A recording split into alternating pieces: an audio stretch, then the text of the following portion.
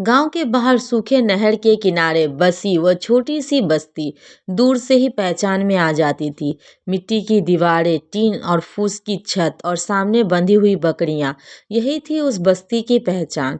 इस बस्ती की आखिरी छोर पर रहता था हरिया, उसकी पत्नी सीता और दो बच्चे मोहन और गुड़िया। हरिया मेहनत मजदूरी करके परिवार का पेट पालता था। कभी ईंट भट्टे पर काम, कभी तो खेतों में मजदूरी। दिन ढलते ढलते उसका कमर टूट जाती, लेकिन चेहरे पर सिकन कम ही दिखती थी। सीधा घर घर बर्तन मांजकर कुछ पैसे कमा लेती थी। दोनों मिलकर किसी तरह घर चला रहे थे। उनके घर में नाम की चीजें बहुत कम थी। एक टूटा पलंग, 3 बर्तन, एक पुरानी लालटेन और कोने में रखा मिट्टी का चूल्हा। बच्चों के लिए खिलौने के नाम पर बस 2 कंचे और एक फटी हुई गेंद थी।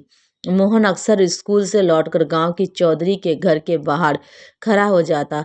चौधरी के घर में एक बड़ा सा रंगीन टीवी लगा था। शाम होते ही पूरा घर रोशनी से भर जाता और टीवी से आती आवाजें दूर तक सुनाई देती।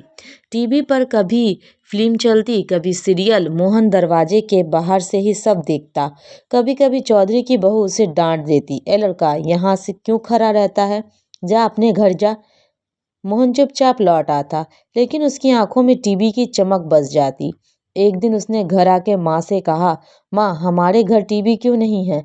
सीता ने आटे में हाथ सने हुए थे जब जवाब दिया, बेटा, टीवी अमीरों का घर होता है, हमारे पास तो 2 वक्त की रोटी भी मुश्किल से आती है। मोहन चुप हो गया, लेकिन उसके मन में एक सपना जन्म ले चुका था। एक रात जब बच्चे सो गए, सीता ने हरिया से कहा, मोहन रोज टीवी की बात करता है, उसका मन टूट जाता है। हरिया ने लंबी सांस ली। सीता, दिल तो मेरा भी करता है कि, लेकिन टीवी लाने के लिए पैसे कहाँ हैं। फिर कुछ सोचकर बोला, अगर भगवान ने चाहा तो एक दिन हमारे घर में भी टीवी आएगा। वो वादा नहीं था, बस एक उम्मीद थी। कुछ महीनों बाद हरिया भट्टे पर काम करते समय गिर गया और पैर में गहरी चोट लग गई। कई हफ्तों तक काम बंद। घर की हालत और खराब हो गई। कई दिन ऐसे बीते जैसे नमक रोटी से ही गुजारा करना पड़े। मोहन स्कूल जाना छोड़कर छोटे मोटे काम करने लगा।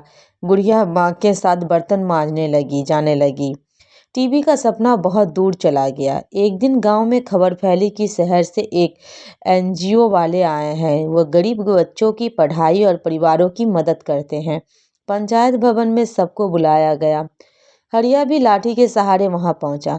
एनजीओ के लोग बच्चों से बातें कर रहे थे। मोहन से जब पढ़ाई के बारे में पूछा गया तो उसकी आंखों में चमक आ गई। मैं पढ़ लिख कर मास्टर बनना चाहता हूँ, उसने कहा। एनजीओ की एक महिला ने हरिया से कहा, आपका बेटा बहुत होशियार है, हम इसकी पढ़ाई में मदद करेंगे। हरिया की आंखें भर आई। कुछ दिन बाद वही एनजीओ वाले फिर आए। इस बार उनके साथ एक छोटा ट्रक भी था। ट्रक में कुछ सामान लदा था। महिला बोली, हम कुछ परिवारों को जरूरी सामान देना चाहते हैं, जिससे बच्चों का घर पर ही सीख सके। हरिया को समझ नहीं आया। फिर वो ट्रक से एक बड़ा सा डिब्बा उतारा गया। उस पर लिखा था एलईडी टीवी। सीता ने घबरा कर पूछा, यह तो हमारे लिए। महिला मुस्कुराई, हाँ, यह टीवी आपके बच्चों की पढ़ाई और जानकारी के लिए है। हरिया के पैर जैसे जमीन में पड़ गए। हम गरीब लोग हैं मैडम, इतना बड़ा टीवी। गरीबी सीखने से नहीं रोकती है, महिला ने कहा। जैसे ही खबर फैली कि हरिया के घर टीवी आया है, पूरी बस्ती जमा हो गई। किसी ने पहले कभी इतने पास से टीवी नहीं देखा था। बच्चे उछल कूद करने लगे। बूढ़े भी आकर टीवी को छू कर देख रहे थे। मोहन की आंखों में खुशी के आंसू थे। बाबू, अब हम भी टीवी देख पाएंगे। हरिया ने उसे गले लगा लिया। शाम होते ही जब टीवी चालू हुआ तो पूरा घर रोशन से भर गया। ये रंगीन तस्वीरें देखकर गुड़िया ताली बजाने लगी। अरे, इसमें तो लोग चलते फिरते हैं। वह हंस पड़ी। सीता ने टीवी के सामने दिया जला दिया, जैसे कोई देवी देवता घर आए हों। पहली बार उसके घर में ऐसा लगा कि वह भी किसी बड़े संसार का हिस्सा है। धीरे धीरे टीवी सिर्फ मनोरंजन का साधन नहीं रहा। मोहन शिक्षा चैनल देखने लगा। उसे नई नई बातें सीखने में मजा आने लगा। हरिया समाचार देखने लगा। दुनिया कितनी बड़ी है, वह हैरान होकर कहता।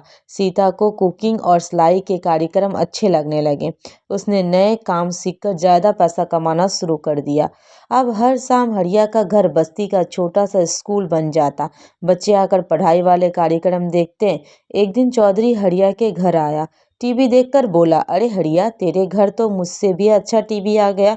हड़िया ने सिर झुकाकर कहा, चौधरी साहब, ये अमीरों वाली टीवी नहीं है, ये बच्चों के भविष्य वाला टीवी है। चौधरी कुछ नहीं बोल पाया। समय बीतता गया, मोहन की पढ़ाई में सुधार हुआ।